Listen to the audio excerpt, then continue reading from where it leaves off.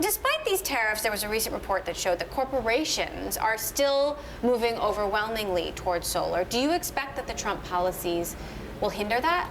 Not at all. We are at a complete inflection point in renewable energy and solar energy in particular. For 2 decades, the price has been coming down, and it's finally competitive with fossil fuels without subsidies. Even with the tariffs? Even with the tariffs. So the tariffs are going to be a tiny speed bump into deployment. Things are happening in California alone.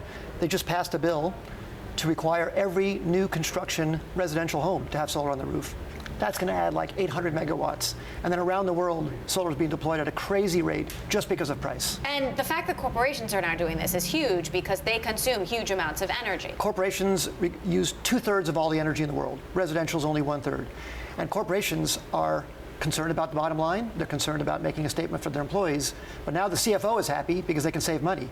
Amazon is installing a new 1 million square foot warehouse, solar on it, every month, just for the last 12 months. And yet the Trump administration has pulled out of the Paris Agreement, rolled back Obama-era regulations on power plant emissions, sweeping tax reform that are constraining financing on solar and wind.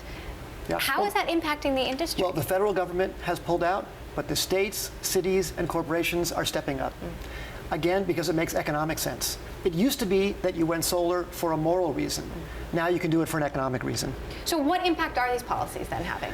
The policies maybe will slow down things from the dramatic growth of 30% growth to 20% growth. So still double-digit growth, but only a very small impact. And what are you seeing around the world? Oh, around the world, there are gargantuan projects going in. I don't know if you heard about the SoftBank deal for the Middle East. Absolutely. $200 billion they want to spend by 2030 to put renewable energy in.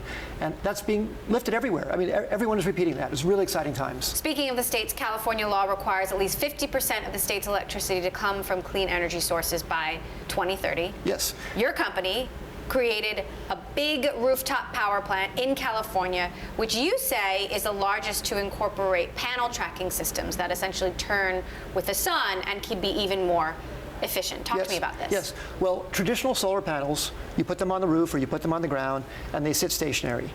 If you track them and face them toward the sun, you can get 30% more power.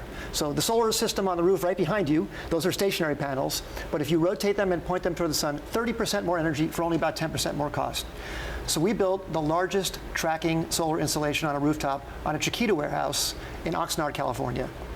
That boosted the output enough to make it economic to beat the price of electricity for that system. So it's very exciting that now we can actually compete on economic terms. So can and will this be done at scale? Yes, this is going gangbusters. I mean, all over the world, everybody is looking, where can I deploy solar or wind and beat the price of fossil fuels? And right now, you can beat the price of fossil fuels when the sun is shining and when the wind is blowing.